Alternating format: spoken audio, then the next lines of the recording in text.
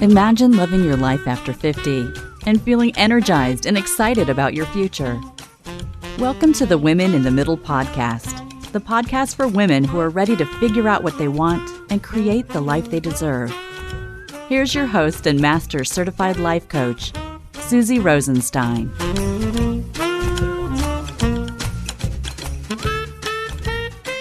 Hey there, welcome back to the podcast, Women in the Middle. I'm your host, Susie Rosenstein, your Master Certified Coach and Midlife Mentor. And once again, I'm so glad to be here with you for this week's episode, which is another interview with someone who went from uncomfortably comfortable to exploring and soaring in midlife.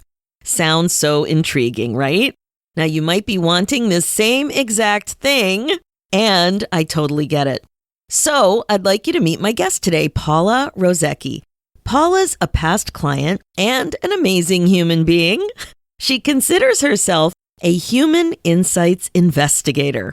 She's an independent customer insights professional, like market research. She's a facilitator and a leadership coach with a particular focus on decision-making and journeys.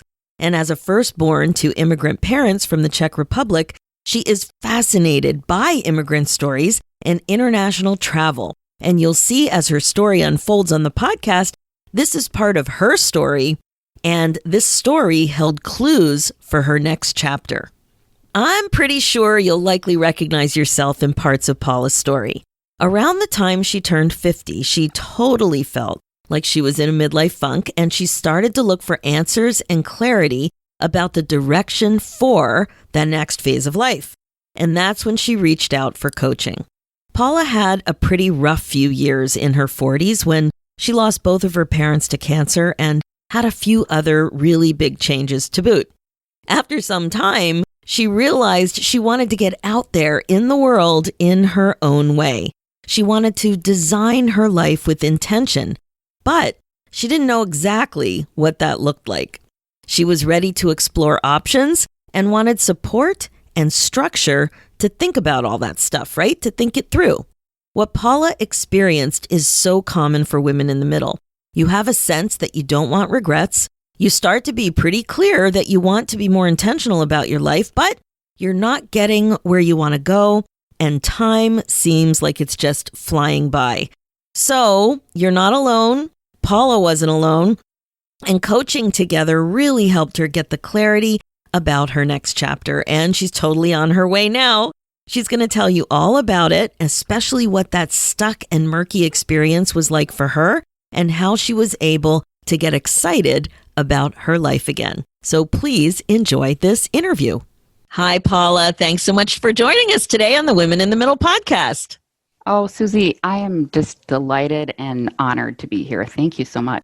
Oh my gosh, for me to have an opportunity to talk to a past client who has made so many amazing changes, it just makes my heart sing. So I'm so excited to dig into your story because, as you know, we're not alone, and you're not the only one who was struggling with a midlife funk, a little bit of a midlife funk. Yes, I think I'm not the only one. I agree.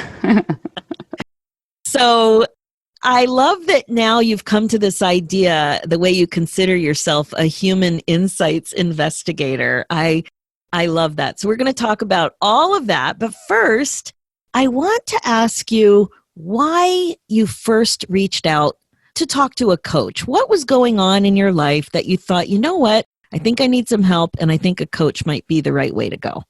Yeah, well, I found myself really kind of just questioning what I wanted to do with the next foreseeable chapter in my life.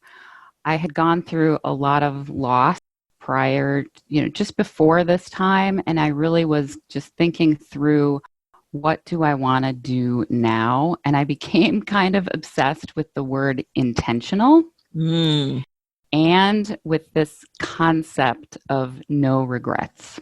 And so I had spent a lot of time, and I've always been pretty interested in personal development and self-help, so that wasn't new. But somehow I just had kind of a new lens on it that seemed urgent. Mm. And I just was seeking out some help. And so, of course, I stumbled on Brooke Castillo's podcast. And then I heard you. And the way that you talked about it just really resonated with me. You were saying all the things that I was saying in my head about what I wanted to do next. And so I was like, you know what? I need to reach out to this woman and just see what she's all about and how we might be able to work together. And I was ready for a deep dive into figuring out more personally how to use, personal development work. Were you new to podcasts? Had you been a podcast listener for a long time? Yeah, I mean, I'd say for the last 2-3 years or so, maybe a little longer, I was dabbling, looking at different things about personal growth, entrepreneurship, business. Like I really was interested in learning new things. I think that's the other thing. I was just in this place where I had been doing what I was doing for a long time, and I always really enjoyed it, but I just kind of got to this place where there was like this longing to start to learn new things. Okay, let's go back a little bit. I love talking to people about what was going on in their 40s in the pre-funk era. So what was going on for you back then? Okay, I'll have to start when I was 39, actually, because I had made kind of a large move from Dallas to Seattle, where I live now.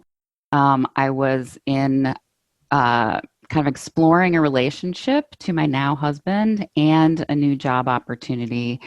And I found a great job in a little small boutique customer insights agency, and I really loved that. I worked on some really exciting projects for big, well-known brands, helping them understand their customers' beliefs, opinions, and perceptions about their products and services. I did a lot of traveling in the U.S. and also outside of the U.S. I had some projects in Europe and South America. So I helped kind of build this business. I managed people. I tried to be, innovative at work, and I just really enjoyed myself. And I was doing well in my career that I really had been working on for probably 15 plus years, and I was pretty deep in it. Then, when I was 44, I learned that my mom was diagnosed with pancreatic cancer, and it became very clear to me. I mean, there was no question at all that I wanted and needed to help her through that time in her life.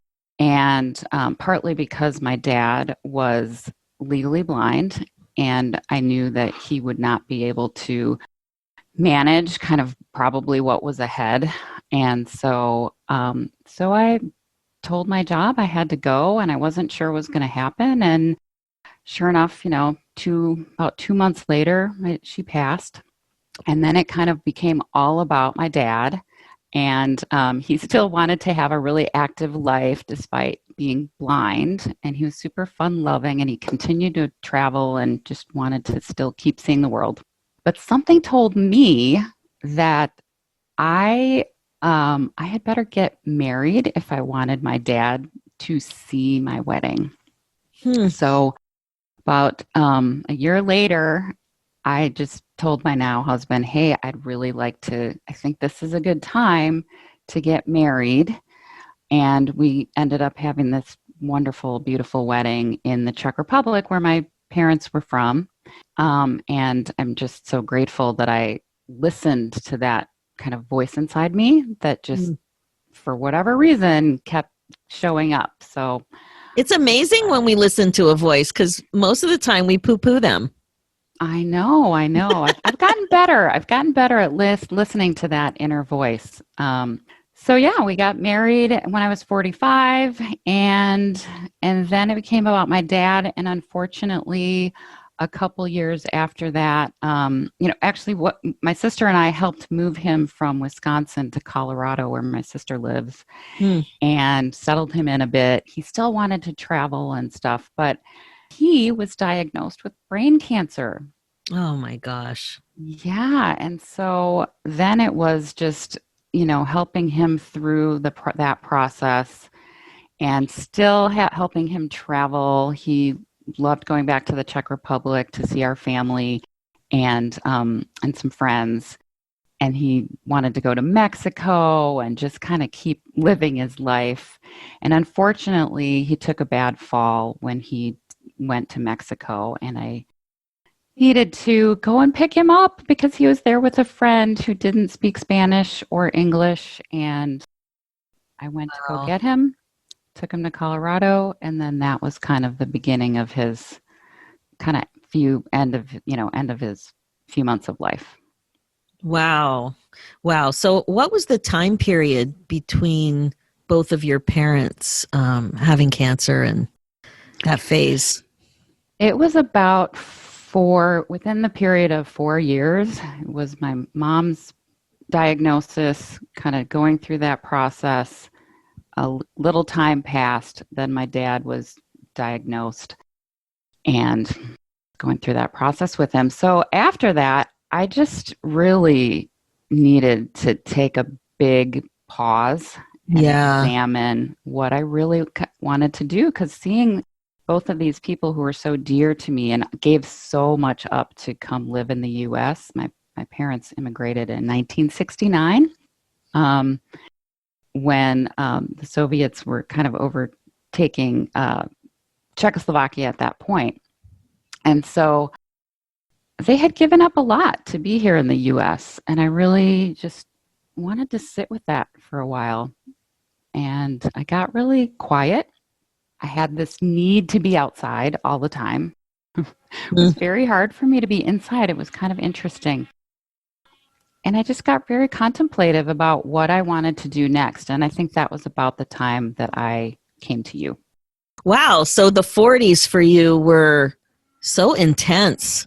Yes, they were jam-packed with lots of career and lots of family, both of which are super important to me. So it was a very heightened time for me. Yeah, and marriage, and marriage. Yeah.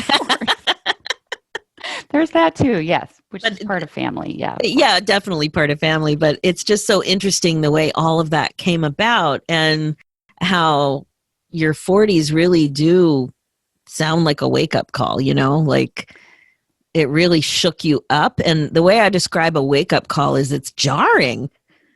There's so many ways to feel it, but it's jarring. Yeah, and I felt like I had one big jarring thing, and then I kind of got back into the flow of things, and then another big jarring thing. And I just thought it's time for me to just take a pause. And when you take a pause, it's so interesting because when you describe it, you did both things. You went inward, but you also went out. And you kind of lifted your gaze outside. I did. Actually, it's right? Interesting you say that. Yeah, because I did feel like I was really head down for a long time, and I really wasn't kind of looking up to other things that I might be interested in or could get involved in.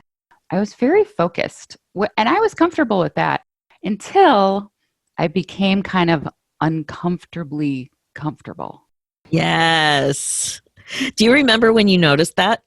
Okay, so the moment where it really became clear to me was it was after my dad's death, and I had already been doing some work on myself. But I remember looking around the conference room around, like, to the beautiful faces of the people that I worked with so closely for so long. And I just thought, I think I've done everything I can do here. Yeah. And it's okay to make a pivot.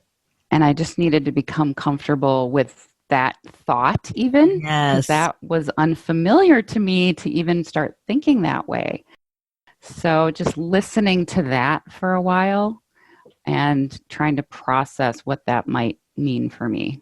Yes, that's exactly it. And my moment also happened at work. And I just, for whatever reason, I remember turning my chair to the left and the phone was there. It was like a big clunky phone. And I just remember looking at the phone, having a pause and thinking, I don't think I'm content anymore. Mm-hmm. Mm-hmm. Like, that's weird. I've always been content. it's, it's just funny how sometimes the moment of realization isn't what's jarring, but there's something jarring going on in the larger context.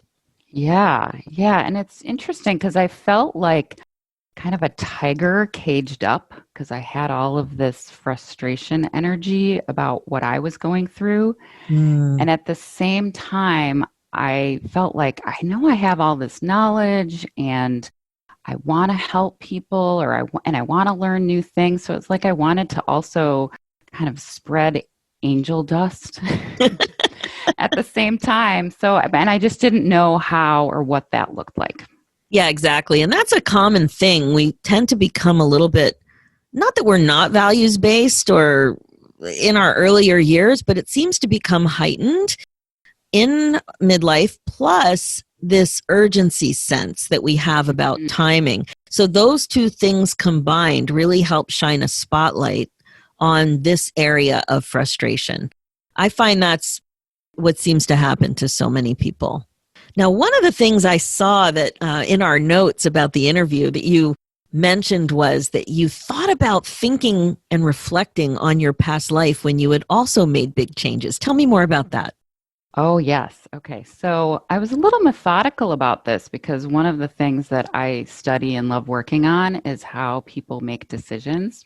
And so what I did, I went back and kind of looked at my life in chapters and all of the different things that I had done that looked a little crazy on paper, kind of like what I was contemplating at this moment, And I thought, I decided to move to Europe so that I could spend time with my parents' family and understand my culture a lot better, learn the language.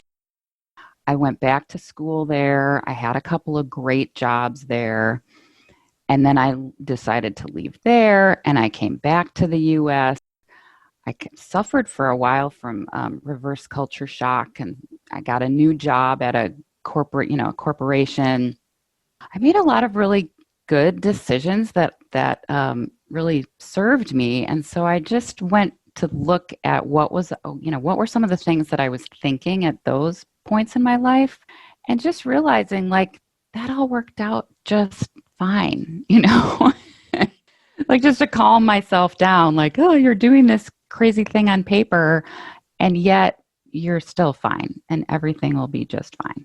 Yeah, there's a lot of fear about change, and fear really surprised me. I didn't think I was a fearful person. And until I got into coaching and a more guided way to reflect, I had more tools, I realized I was all about fear. And the thing that was really bugging me when I was fearful was this no guarantee and lack of clarity, and when it comes to change, it is a process to start to accept that a little bit more, like you mentioned, the quiet time and looking up and reflecting, that's required. Yeah, absolutely. And you saw me, I've had my uncomfortable moments with that too, because I was so used to being productive, and to see myself like slow down and really take my time to think things through and what do I really want next. I think it was a little unfamiliar in a way. Right. So when we started to work together, you were thinking about leaving your job. Mm-hmm. It wasn't clear, but you were thinking about it. So tell us a little bit about what that was like. I was thinking about just what I was contributing and what I wanted to contribute next, and how I wanted to, it sounds a little cliche, but how I wanted to serve the world into my 50s and possibly beyond, right? And not only that, but what I wanted to build for myself and create for myself. And I knew that it was going to have it was going to be helping people in some way. Exactly. And the other thing is that you turned 50 early on in our work together, and it just seemed like it was all coming together. Yes. I did turn 50. And to me, that was just, not everybody likes to celebrate it in the same way, but to me, that was just this big milestone, especially after what I had recently experienced with my parents. And I just thought, I am not going to have any moment of regret about turning 50.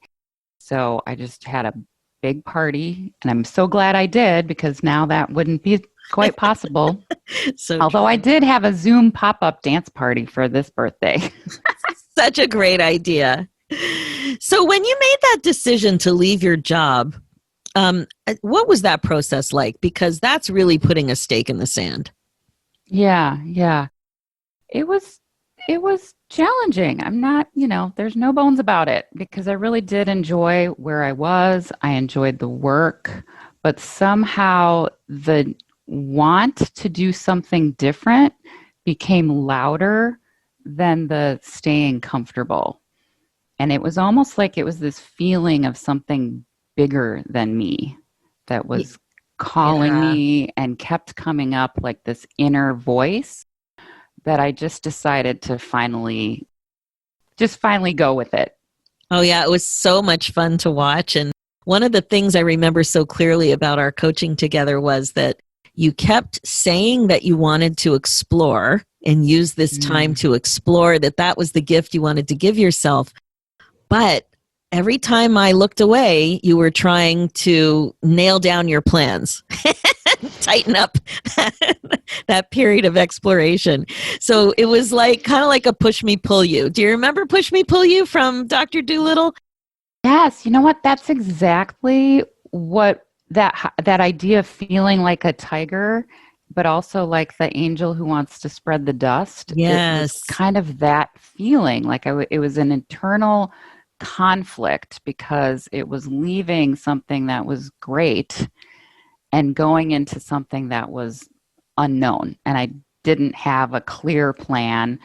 And it took me a while to just be comfortable with that idea. With that idea and lack of productivity the way you normally define it. Yes.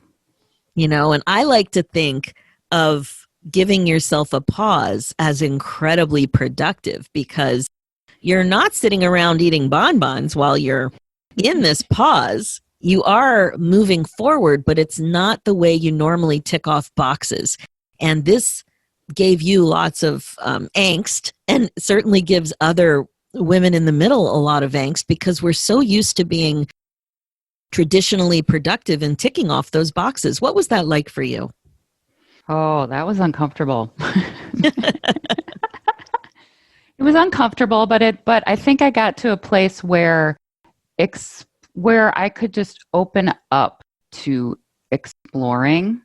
I was really trying to figure out, what does exploring mean? Remember that? We went back and forth of like, well, what does that exactly look like?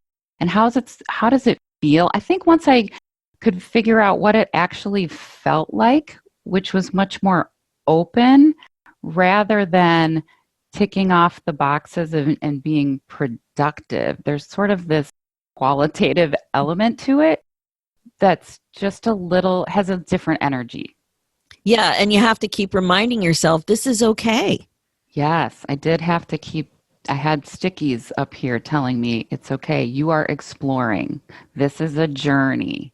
The whole exploring thing. Yourself. Oh my gosh, the whole exploring thing was so funny, because you were saying it, but you just kept going away from it. And one of the things you did do, though, that to me just screamed exploring, was you set a goal that in my mind was very scary, but you embraced it to the nth degree. And that was singing in public in a jazz group.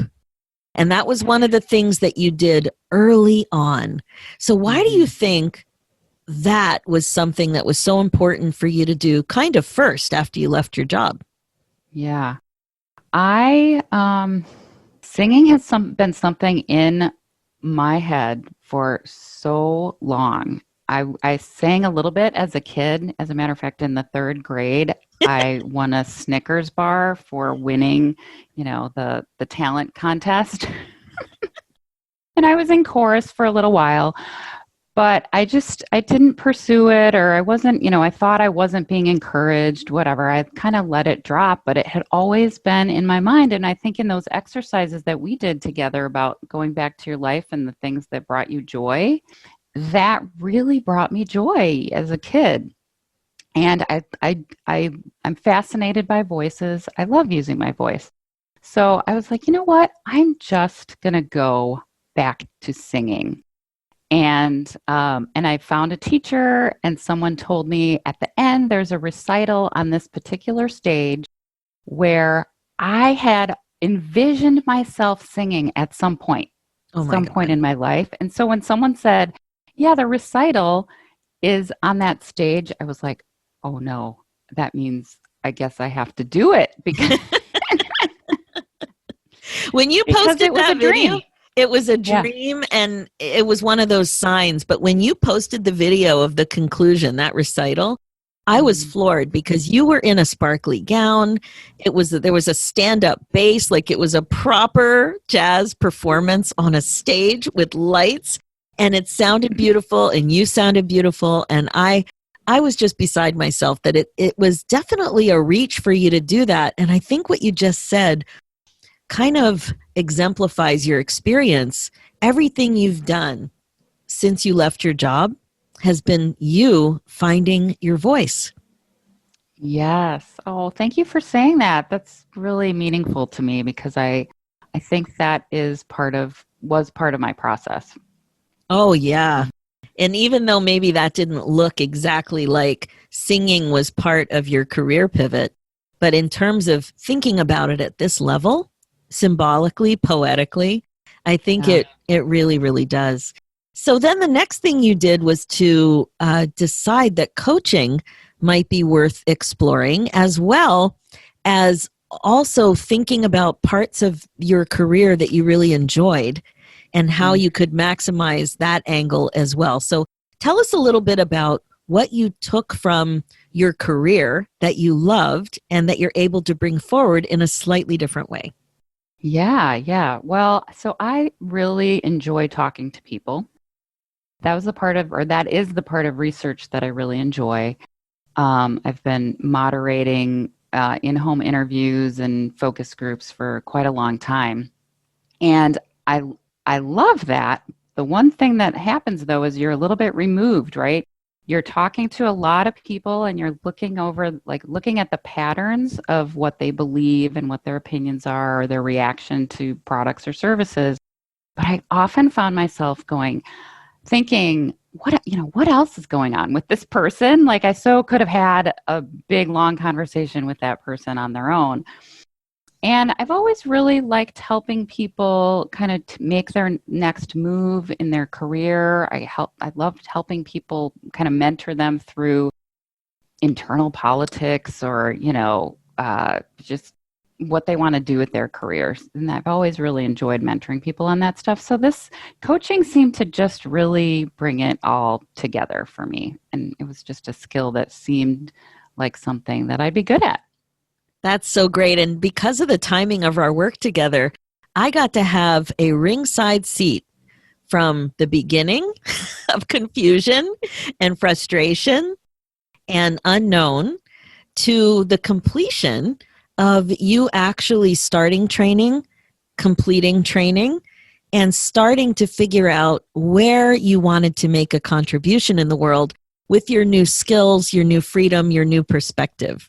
It's been so rewarding for me. So tell us a little bit what it was like during that year where we were coaching together and what you were able to take from the coaching that really helped propel you forward, the things that helped give you more clarity about what it was that you wanted. You mean specific kind of exercises or anything? Okay. Exercises, insights, moments, anything. Yeah. Well, there were definitely some exercises. That whole, actually, maybe when it became pretty clear to me was the exercise of your future self. And really thinking about where do you want to be in 10 years, 15 years. And I knew I wanted to keep on this train of mentoring people and helping people. I did this in research. We do this too, is helping people kind of find a goal, that there's an objective and something that you're reaching for or trying to learn. So I really like that. And I think coaching just seemed like, because it's focused on the individual, it just seems really meaningful and impactful to, a single person's life. And that's just exciting to me. So thinking about your future self and the type of contribution or legacy you wanted to leave in more of an individual, making individual impact is what you were starting to gravitate toward more. Yes. It sounds like, yeah. Yes. And also the exercise of just going back and looking at the different decisions and chapters of my life and growing up and kind of, looking at some of my own patterns. But there were a couple things that when I moved back from the Czech Republic, I really I mentioned I suffered from reverse culture shock. And I looked into having a therapist, but I realized, I didn't really need a therapist. I think what I really needed was someone who had more of a coaching standpoint to them. And then I also was thinking about like my growing up and helping my mom. My mom didn't speak English, when she moved here. Both my parents didn't. And so I did a lot of that, helping them navigate a new culture. And all of that I just really enjoyed it. And it is a lot of who I think I am and how I can help the world. Right. So we really did explore a lot of that. And one of the things that I really noticed about you as a client was that you went all in. So in our work together, it was a combination of some written work and written access to each other for coaching that way. Also, there was group work. There were also some retreats, which were super fun. And also some private coaching. And you always went all in. You did the exercises. You reflected. When I gave you feedback, you read it and you really thought about it and you wanted to know more. So what was that like for you to have that broad range of coaching?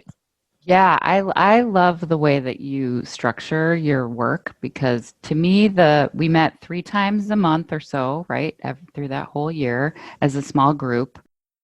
I so appreciated that. I loved hearing what the other women in the group brought to the table and what they were struggling with, and just watching someone else be coached on something, helped me reflect on something that I might be going through. The written exercises, I can't, I won't say I did every single one of them, but I did do quite a few, and that really helped kind of uncover some of the things that I was thinking. And your retreats were a blast. We did feed giraffes together in Palm Desert, California. Yeah, that was a lot of fun to meet people personally as well and get to know them and do your creative and visual exercises. I think that was helpful as well to kind of visualize what the future might look like. Yeah, and in midlife, I find so many of us have done future type work, but to visualize it and to write it down with the ages that we will be at that time, I find that really powerful in midlife, because for years we've been saying, oh, well, when I retire, or, oh, when I'm 50, I want to do this. But when you say, where do I want to be in 5 years? And that is 57, or where do I want to be in 10 years? And that is 63. That tends to really give it a little bit more of a framework and meaning and a way to challenge yourself on, what did I think that would mean for me? And is that what I think now? Did that happen for you? Yeah, actually, there was definitely a moment where I was like, wow, here I am. I'm 50 and I haven't been an entrepreneur yet. Yeah, that's what I thought too. Me is like, what? I worked for myself for a few years back in my kind of mid-30s. And I just got swept up in my career and I loved it. And there seemed no reason to really change things, until I saw how things can change pretty quickly and drastically. And I thought, there's really no better time. Why not? Why not do that? Exactly. If you don't let fear and all kinds of other crapola get in the way. So one of the things that's also been really fun to watch with you is your love of this multicultural look at life and experience. And I know that you continue to be fascinated by that. What are your thoughts right now about pursuing multicultural experiences professionally? Yeah. Well, so where that kind of comes from, I think, is just coming from a family of an immigrant family, living abroad for a number of years, where I got access to just so many people from around the world. And when I moved back to the States, I am so grateful. I was given an opportunity to work in multicultural market research for a large corporation. And that experience was so valuable to me. I loved it. I worked with a lot. Worked on Spanish language advertising and kind of an consortium of multicultural work. And that was the part of my life that I really, really enjoyed. And then I moved to Texas to do more work there. And now I've been doing lots of research on my own and going to workshops, and I'm actually creating a workshop for a professional organization that I'm a part of. And in the coaching world, what I really realized is what I can contribute is helping female immigrants and daughters of immigrants help build a legacy, help them kind of come up with their own way of building a legacy. And I think there are many ways to do that. Legacies are of various flavors and sizes, right? It could be big or small. So it could just be mending a relationship or strengthening a relationship in your family, or helping through reverse culture shock. It's so interesting that you said reverse culture shock, because I never really thought of it like that, but you're really picking up on it, that it's something that that can be really painful. Yeah. When it happened to me, I questioned why I left, the country that I had lived in for many years. And it took me a long time to be okay with that and kind of embrace the US in this case again, because there were so many differences, and there were the cultural opportunities living in Europe were, huge. And in the US, you have to look for it and create it a little bit more. So that took some getting used to. So yeah, this idea of legacy, reverse culture shock, helping, like just deciding you want to help a parent through an illness if you're dealing with some kind of cross-cultural communications or situations, special projects, creating a business. And of course, legacy, we often think of like money or property, but there's so much more. I mean, it can be a lot about just how you want to show up in the world. As I think of my dad, who was just so jovial and fun-loving and adventurous, and that was part of his legacy. Oh my gosh, that's so beautiful. And I think when I think about your story and our work together, again, I'm reminded that as confused as we might be when we are in a funk, as unclear as we might be when we're at this point for a pivot in our careers, it's still important to, embrace this idea that we're already on the path. And I think if you look at where you've been and where you've gone, what you're headed to, it's the same thing with your story. There's so many clues and hints as to what you loved from decades ago, still the things you're fascinated by and gravitate toward. It's the same thing. It's just packaged differently, right? But now you're able to see it a little bit more because you've gotten new skills. You've put yourself in a community of people who are thinking and growing and wanting to change and wanting to learn. And so some things have changed, but your clues and core things that you love are the same. Yeah, they are. You're right. It's interesting to hear you play that back to me. Yeah. But yeah, I think you're right. There are lots of things I've done in my life and experiences I've had that I can draw from and help other people. You're fully equipped. It just takes some creativity and some openness to move forward when you don't know exactly what it'll be, but you're still on the path and you're still moving forward. It's so good. And I hear that you have a website. And how can people get a hold of you? Tell us a little bit about what you're doing.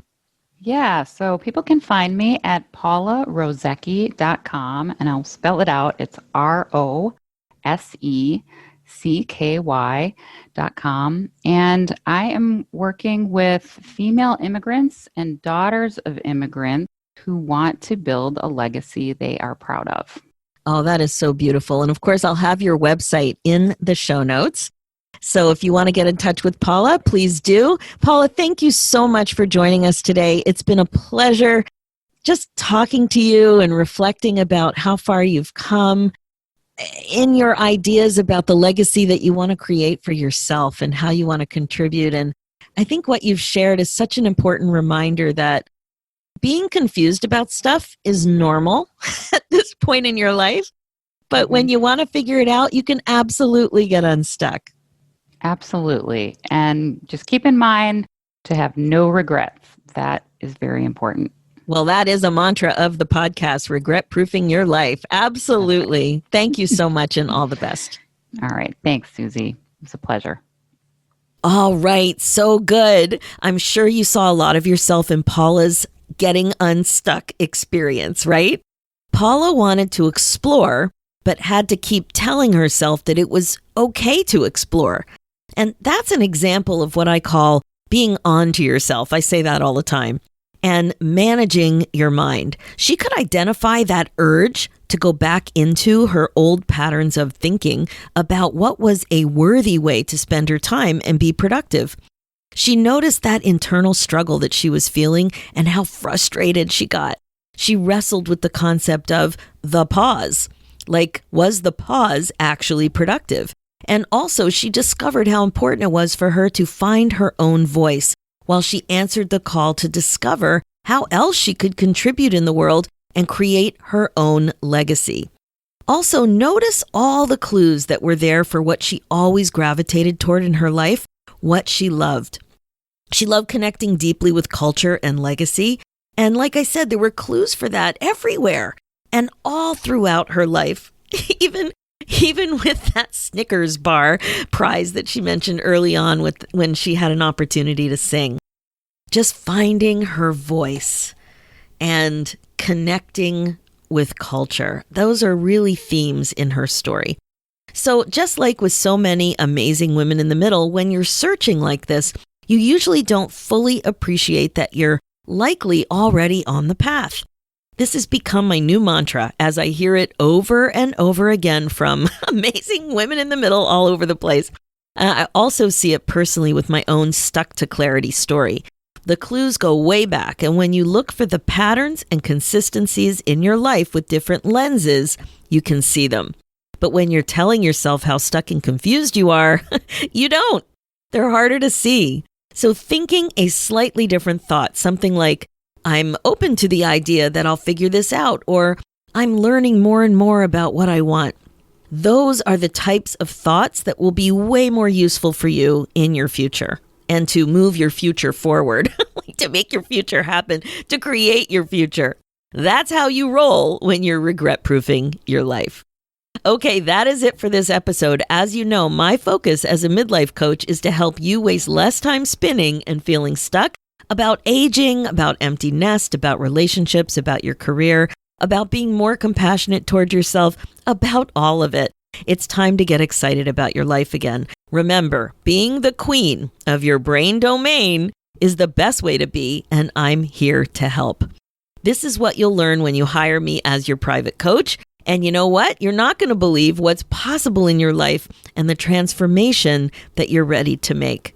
Now, I know you might not think you really need this kind of help, like to hire somebody, and that if you just listen to the perfect podcast episode or read the perfect best-selling book, you'll have the answers that you need.